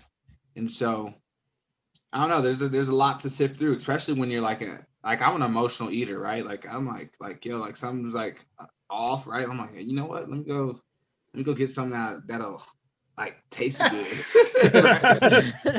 When Kyven got injured down in Austin this winter, that night I texted him right away and told him I started to see that and if there's anything I could do. And he sends me a picture and he's got a quart of ice cream on his stomach. And I was like, you better be using that to be icing yourself and not eating that. And he just laughed, giggled. Kyven's got a great laugh, so it always makes me smile. But Kyven, when you talk about taking things to the extreme, right? I told him one night, I was like, you can have a cheat meal. I was like, go ahead and have a bowl of ice cream or whatever. Kyven doesn't have a bowl of ice cream. He has a quart of ice cream. He has a Domino's pizza. Like, I can't remember what he all had, but when he does it, he does it right. And that's kind of the way he does it. I watched it. That's right. I just watch him with everything he does in life. And whether it's, you know, wrestling, coming back from his injury, you know, being a good father to his daughter, whatever it is, he's 100% in. But it's the same with his cheat meals. When he has a cheat meal, he's 100% in, man. He hits it hard. So, oh man. But to answer back to your point earlier, Kyven's just an elite athlete, and you do see this with the great athletes. Like his response time, recovery times, all the stuff that you look at too with numbers. He is just he's a freak. There's no way around it. Like if Kyven makes up his mind that he's going to do something, if Kyven tells me I'm going to win the gold, I believe him, because he is just that person. But like from a body comp standpoint and all that stuff, I am amazed. And I told him this yesterday. I'm not just sitting here kissing his ass. I told him this. I was like, dude, it's remarkable what you can accomplish in 1 week. Like when you really dedicate yourself. So like we talk about this all the time. It's one goal, one result. That's what we're going after. And I totally believe Kyven's going to do it. And it's not just about the nutrition. It's about everything he does in every aspect of his life. It's when he's in, he goes 100%. And so you got to respect that with this guy. But it's if I even told you, like his number, do you care if I tell him like how much muscle you put on last week? Yeah, it was nuts. He put on 6 pounds of lean body mass in 1 week. And I mean, that's not normal. That's not the norm. And so when Kyven's coming to town, people better take notice because he's not there to play around.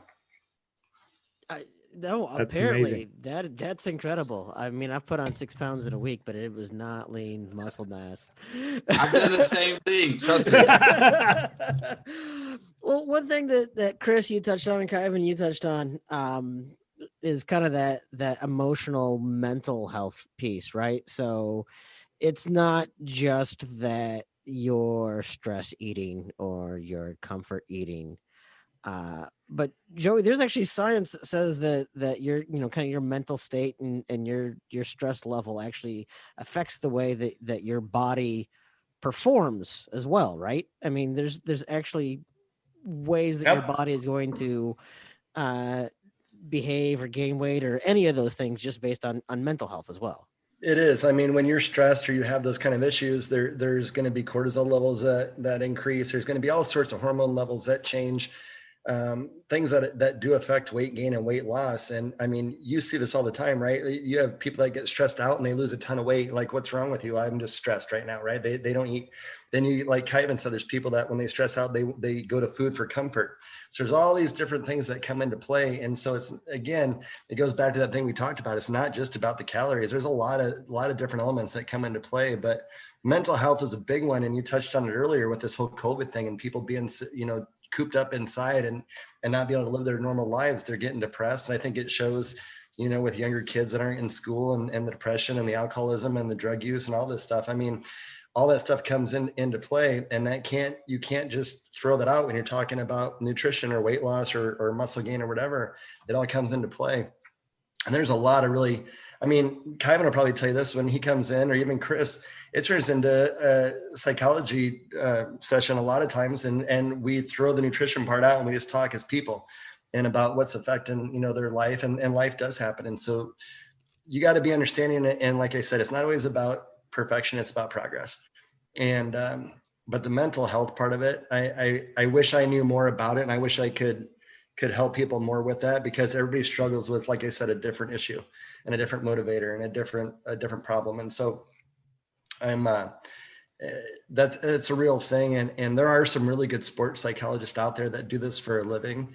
And I think just people in general, it's good to have someone to go talk to. And again, that's that surrounding yourself with good people, right? Oh, absolutely. Absolutely. Yeah. Well, I was just talking to Stacy this week.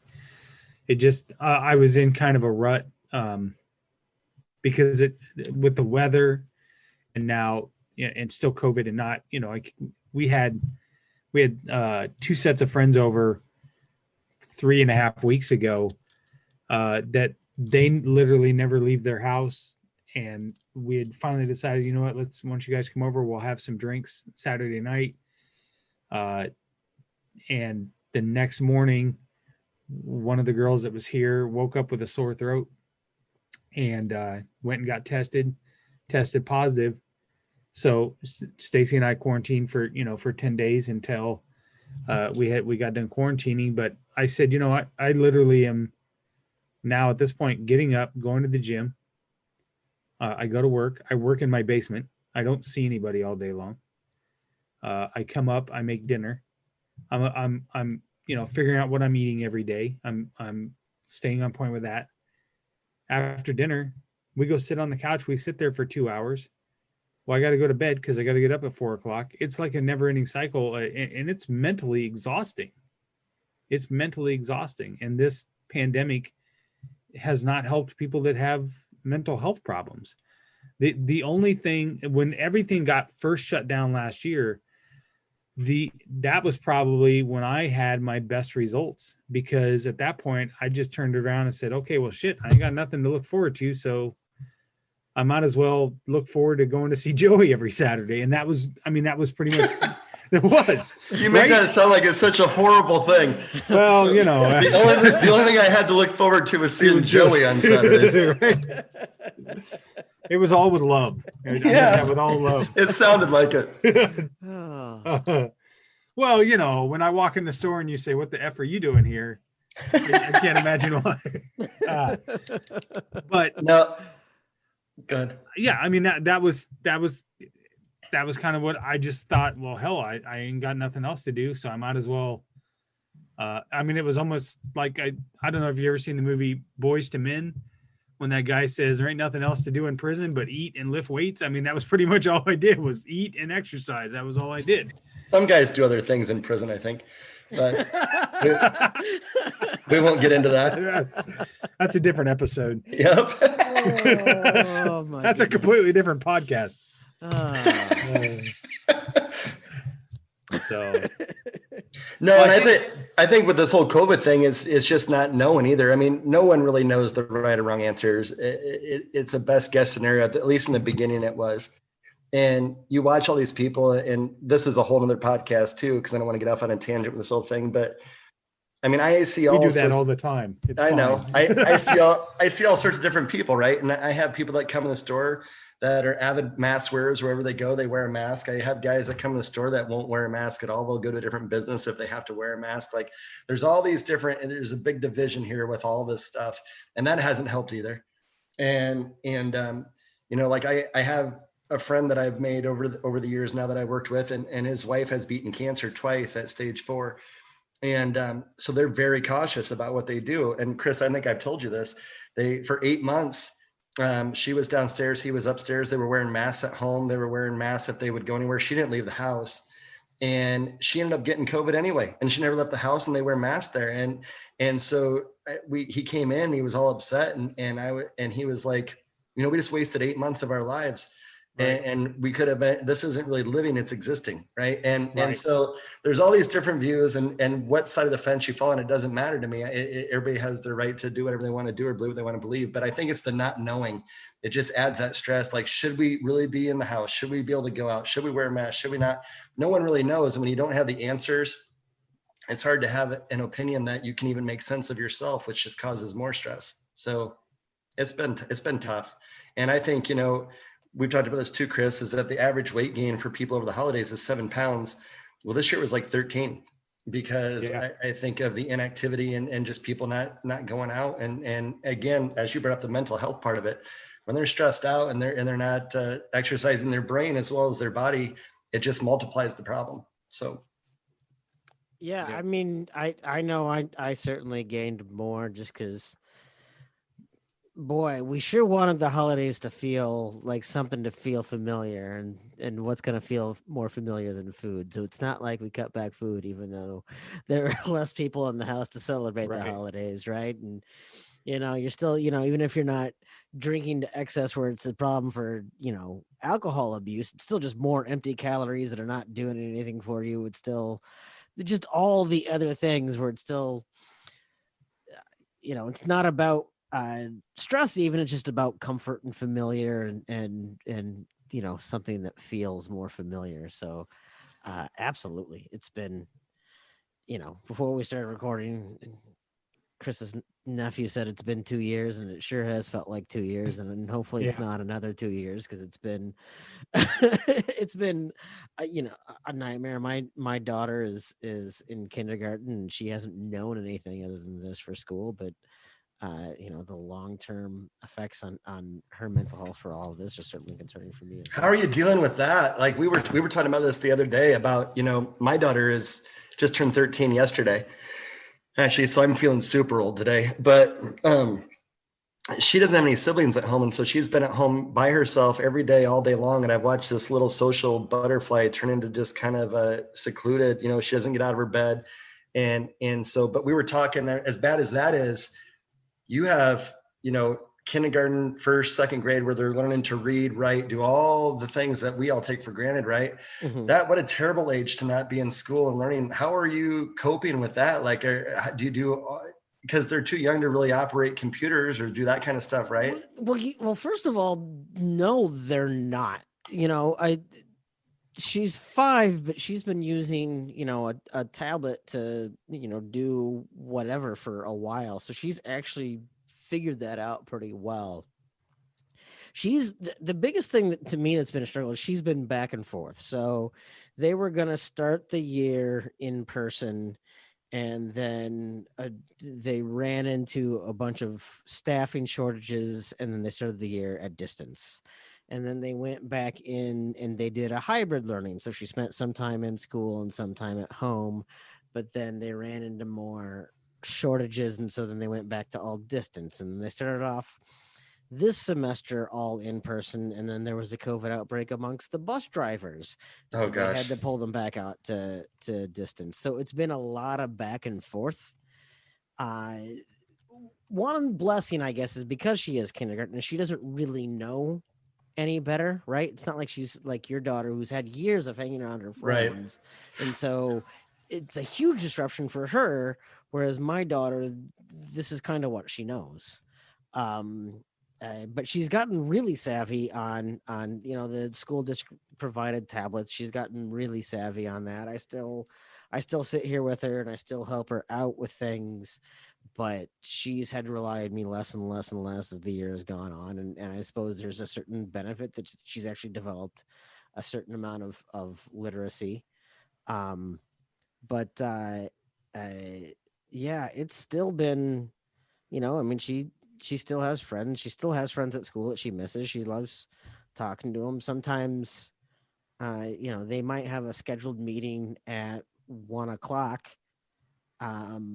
But I see half the class jumps on at 1:45, not because they're worried about missing their 1:00, but that's just their time to interact and socialize. And you see 5 and 6-year-olds there's like 10 of them in a little Zoom meeting like this having a little conversation.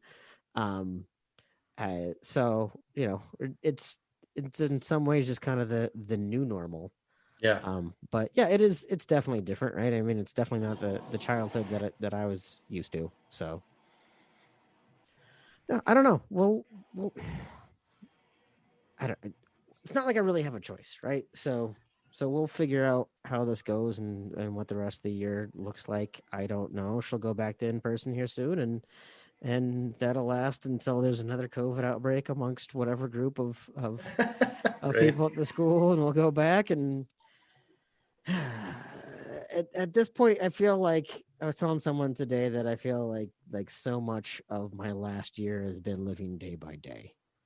Like it's hard to make plans. Yeah. So. Yeah, I don't know. What do you do? You go win a gold medal. Right. Well, okay. So speaking of, why don't we go ahead and take a quick break? And Kyven, if you don't mind sticking around with us a little bit longer, I want to talk about what kind of the future here looks for you, and learn a little bit more about what you're doing to prepare, if that's all right. Yeah, sounds good. Awesome. All right. Well, we'll go ahead and take a break. This is where we're going to have a little word from our sponsor, and we will pop back and chat with you guys in a little bit. Back when I started Deadeye, I knew I wanted to innovate the barbecue game. Since day one, we've offered a premium barbecue product unlike anything else on the market. Great Aunt Irene had something special tucked away on a recipe card in her cupboard, and there was no way we weren't going to do something about it. So we decided to take it one step further, introducing Deadeye Superfood Barbecue Sauce. We've got 5 new flavors: Graviola, Acerola, Pink Guava, Acai, and Dragon Fruit. They're a first of its kind, and they're packed with flavor. Find it at your local grocer today or at deadeyebbq.com.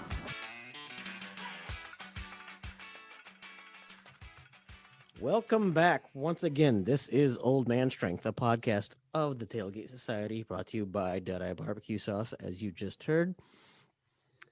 Please check us out on the web at thetailgatesociety.com. You can go ahead and find Chris and I on Twitter at strength_old. Chris is dad grad. I always wonder, do I have that backwards? But that's right. It's backwards. Oh, grad, dad. See, I always screw that up. Okay. I am Tim Johnson MN on Twitter. Kyven, do you want to go ahead and give any social media shout outs you want to give for yourself? I am Gadson Strong, GADSON Strong across all platforms. I like to keep it consistent. Oh no, that is good. When you have a name like Tim Johnson, all of the usernames are usually chosen by the time you sign up. I was an early adopter to Twitter, and there were still like 7 other Tim Johnsons on there. So that's a smart way to do it. Just keep it simple. Yeah, I was, and the only reason that came is it came from when my dad was battling cancer. So I was just like, all right, I'll take that. Well, fantastic. Well, again, Kyven, we don't want to keep you too long, but we did want to talk a little bit about, as you're preparing for the Olympics, how that's going, how that looks different here in the time of COVID. Just because, boy, nothing is normal right now. But what you're doing and what that process looks like. Well, right now I'm in Vail, Colorado.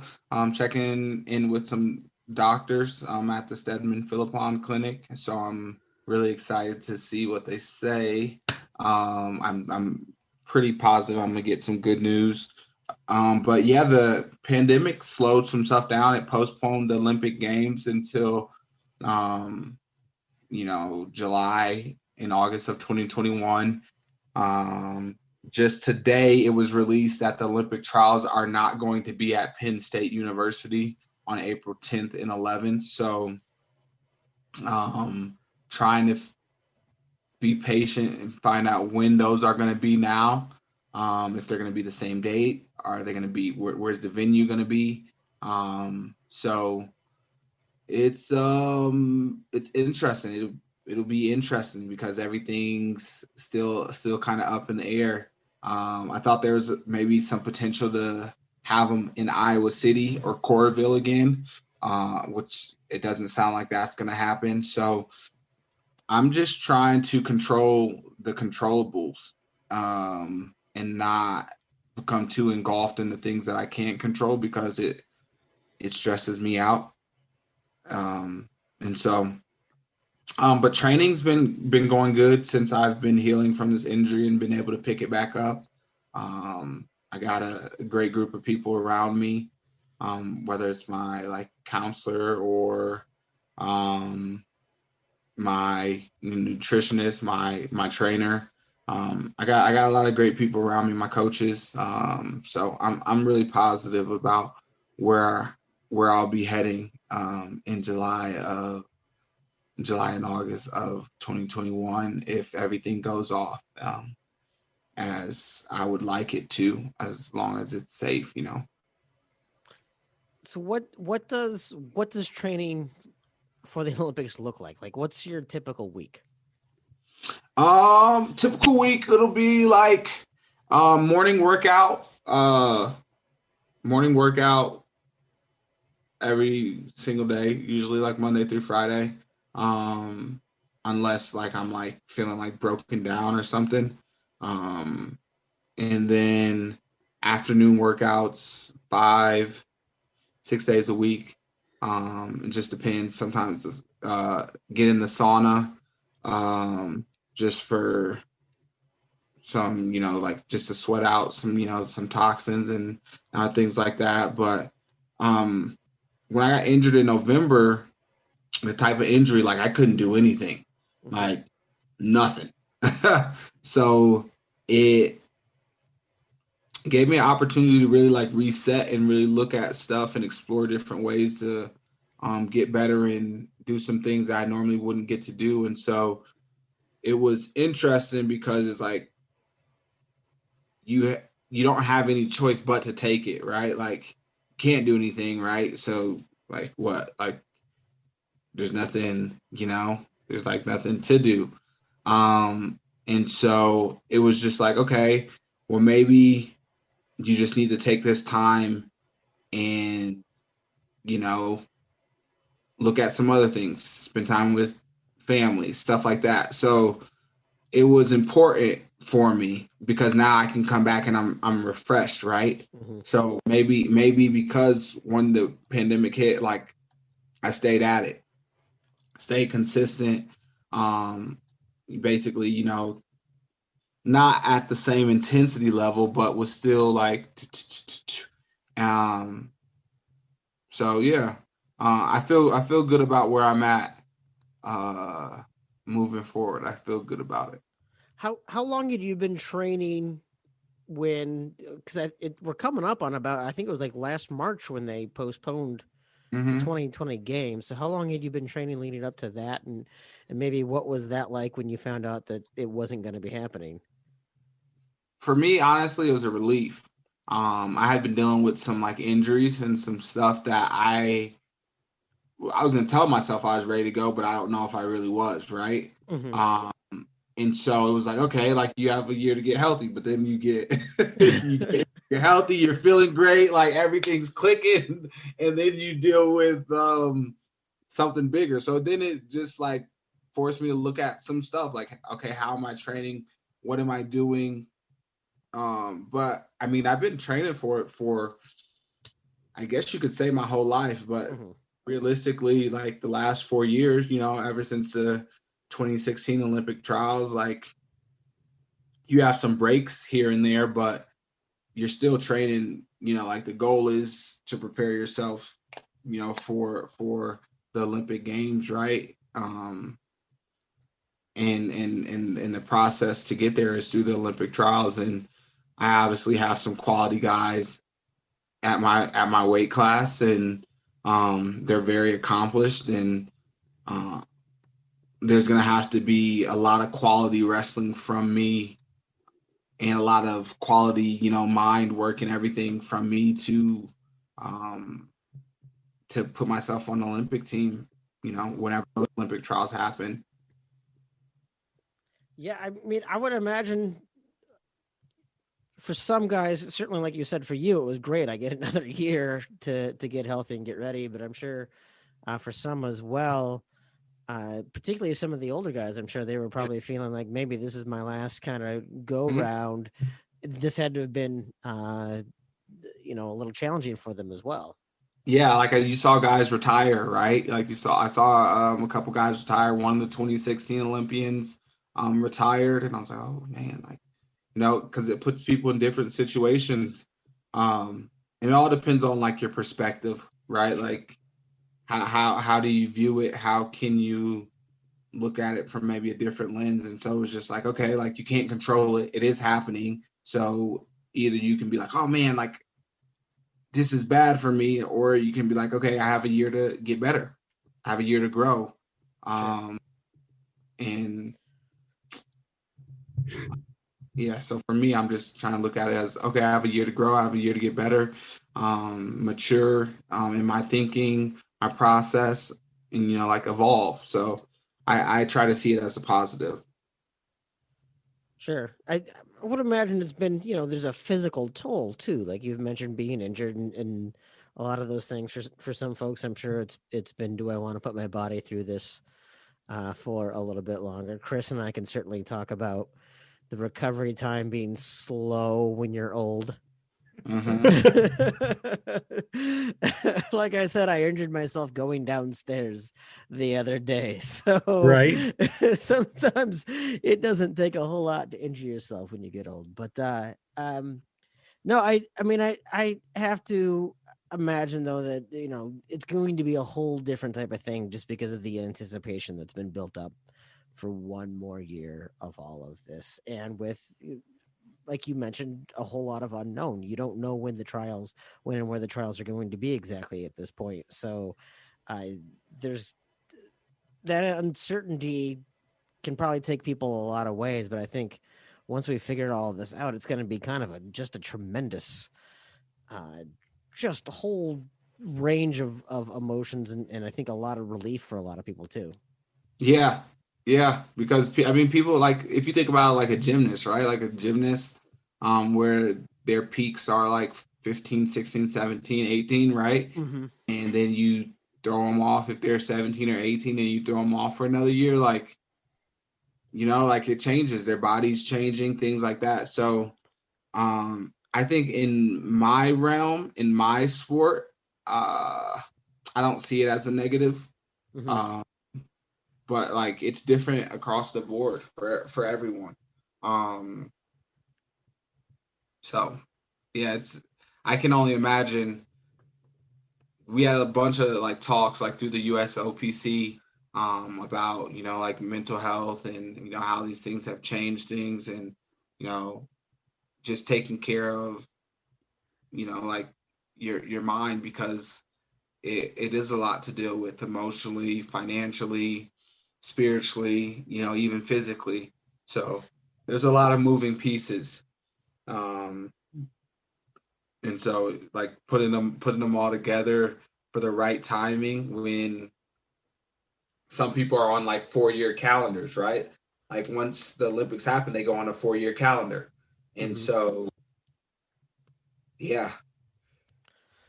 But so you've wrestled internationally though, right? So you wrestled in the World Cup. What's the difference in wrestling internationally compared to whether you're collegiate or even just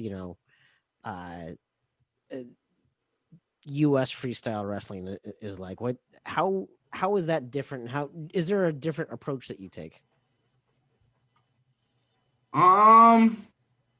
There's a lot of intricacies, there's a lot of little details, a lot of little moving pieces, right? And so for me, coming out of college and going to the international styles, it's like it's the same sport, but it's not the same sport. It's just like saying like doubles tennis is the same as singles tennis. It's the same sport, but it's not the same sport. There's different intricacies, the way you move around the court, right? Because you have the reliance on someone else, and things like that. So it's I would say the adjustment for me was kind of tough, because I was in a mindset in college that I wasn't going to wrestle anymore, right? So I had clicked off that piece of me, right? Like I wasn't trying to grow that piece of me. And so to come back and decide like, oh, like I do want to grow this piece, I had missed out probably on some good years of really trying to grow that piece, because it's like, I'm not going to do it anymore. Like I'm just going to get through college and I'm going to move on to the next thing. And then deciding not to do that was like, oh, yeah. So I'm gonna need to, like make these connections. And some of them were hard, right? But I think the best thing that you can do in, situations that are tough and hard is educate yourself, educate from others, learn from others, and be persistent in your commitment and in the details. And it's not that those things won't fluctuate, but they say commitment is staying true to what you said you would do long after that feeling has left, right? And that feeling leaves. It's a wanting to train, wanting to grind isn't with you all the time, right? But that's where like the discipline comes in. And even sometimes, like maybe you become undisciplined momentarily, right? Or you don't meet your expectations for yourself, and it's all a learning process and a growing process, and I think that's why they call it like a journey, right? Yeah. And so I'm still learning so much about myself, and I'm just really appreciative of all the support I have in my life with the people that I have, and I try to put myself around positive people that are honest and truthful and will hold me, to that standard I've set for myself. Because I think I hold myself to a standard, but it doesn't hurt to have people around you that'll call you on your stuff, or that'll keep it honest with you so that you can grow. Because when you get comfortable, like we talked about earlier, Chris, it's easy to kind of slack off and make poorer choices. Yeah, somebody once told me one of the best things you can do is surround yourself with people that'll challenge you. Mm-hmm. And that's kind of what you're saying, and what anybody can take in life. I think is anytime you're complacent, or you're okay with where you're at, and you don't have some kind of drive to do better, that's sometimes a place you don't want to be. It's dangerous. Yeah. It's a dangerous place to be. Mm-hmm. That doesn't necessarily mean that you are not happy in the life that you have, but the minute that you stop driving for some sort of a goal or what have you, I think you cease to live a little bit, and then you have regrets, right? Like you said, in 20 years, you might go, could I have done that? Could I have been an Olympic champion?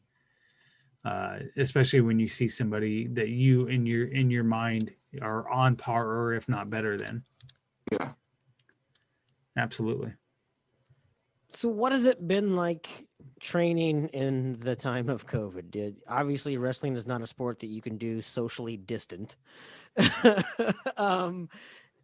You talk about surrounding yourself with a good group to work with, but you're certainly having to, I would assume, not only maintain your health, but making sure that you're doing good kind of public health practices so that you can train with other people. What has it been like? What's been different? What have been some of the struggles in training during all of this?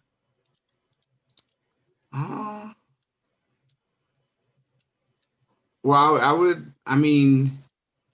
you're not sure of what you're like exposing yourself to, right? Like, so if you compete at a tournament, right, and you're wearing your mask around, but like when you compete, right, like this person's coming from a different place, right, and everybody's not getting tested consistently, but like when you're wrestling with the college guys, like we get tested twice a week. Mm-hmm. So I'm getting tested twice a week, so like I know I don't have it, right? But it's been an adjustment, right? Because like, so let's say, oh, one weekend you want to go home and spend time with your family, like, or I want to go visit my mom, right?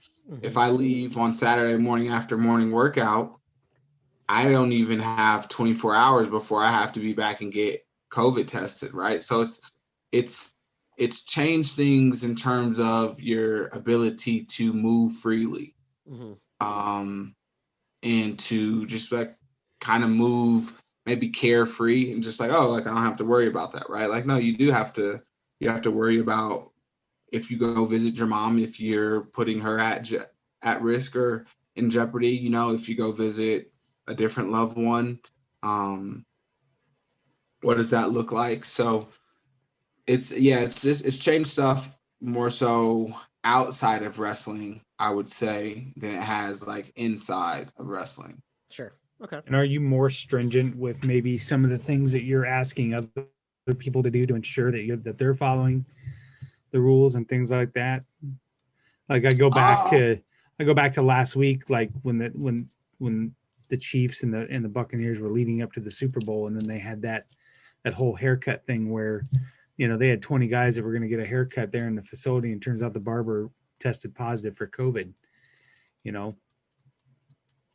I guess I don't have that luxury, right? Of like if I go get my hair done, like the person wears a mask, right? Right. So it's just, I don't know. Yeah, like I guess I can't force someone to do something. I just can do stuff to the best of my ability. Right. And I think that's something that the sport of wrestling teaches you. Like you can't, and this is, you can't force people to do something, right? Like, but you can just do stuff to the best of your ability and hope that the things work out in your favor. Like I haven't had it yet, or to my knowledge, I hadn't have the symptoms or anything. I haven't taken the antibody test, but I haven't been sick since the whole thing happened. And I'm hoping that I don't, especially as we get closer and nearer Right. to, like the trials, like, because it's just, something else you got to fight off, and like just another obstacle. But yeah. Well, and again, I think you can't live in fear either, right? Yeah. You do the best you can to mitigate your risks, but you can't not live your life. You just can't do that. Because then you're You're existing, just like we Right. talked about before. You're existing. Mm-hmm. Yeah. And that's scarier for me. It's just not going out there, like not trying to achieve something, not trying to, attack goals and accomplish things. Because fear is a very crippling emotion. And so I try to not let it dictate too much in my life. So, along with preparing for the Olympics, we mentioned at the top that you've also been commentating on wrestling as well. Are there things that when you are now, either through the benefit of hindsight or whatever, but when you're watching college wrestlers now, that you're learning as you go through and watch all of this as well? And is that something, or are there anything else that you're maybe getting that you're applying as you continue to train? Well, yeah, you continue to learn, like you continue to see different stuff. Every single time out commentating, a lot of it is similar, but just like how guys approach things, how they do this, or maybe how they step or set up something, it's different for each person because everybody's different. And that's the beautiful thing about life, is like everybody has their different way of approaching it, right? And there's different approaches to get people to maybe the same destination. But yeah, I enjoy commentating. It's fun for me. It seems pretty natural. I really want to commentate like the Big 12 championships and the NCAA championships at some point. Like I would make, and maybe this is what I need to do, is figure out how to make, maybe I guess it would be like a media personality, make that like my job. Like that would be fun for me. Well, if you figure that out, you let Chris and I know. I think we can use all the pointers we can get. Talking wrestling and chopping up wrestling and being really appreciative of that would be fun for me. So we'll see. Well, fantastic. Well, Chris, is there anything else you wanted to ask or touch on as well? No, I caught your last announcement, and I didn't watch a lot of wrestling growing up, but I did take time to sit and watch it and listen to you, and I just found it was so nice to have somebody. You explained it in a way that I followed it and was engaged and interested. So I'm super excited to watch where you go, and I for one am a big fan and am going to root for you all the way through, Kyven. So, and I appreciate you coming on and talking to us and roasting Joey a little bit. That was a good time. Yeah, no, absolutely. Kyven, one thing that we really try to do with this podcast is instill a little bit of wisdom or insight for people. And I feel like you've been dropping a whole bunch of truth bombs throughout all of this. One thing that certainly stuck with me is the idea that you can learn from a mentor, you can learn from mistakes. I think that's something that certainly sticks with me, and certainly something that I've probably learned from more mistakes than mentors throughout my life. But just your approach to always learning, and your approach to constantly kind of adjusting at what life is throwing at you is certainly admirable. I really look forward to what happens with your career, how this year goes. I'm pulling for you. I really hope that the trials can go off with a hitch here whenever we figure out when and where they're going to happen, and that you continue to stay healthy I'm someone that my dad was a wrestling manager at Iowa State back in the 60s and early 70s. So it's been something that I've followed for basically my entire life. So I was really excited to have you on as well. But I will continue keeping an eye on you, man. We're really, really excited for you. And once again, really happy that you joined us. Yeah, thank you. Thank you for having me. I appreciate it. And maybe we'll do this again.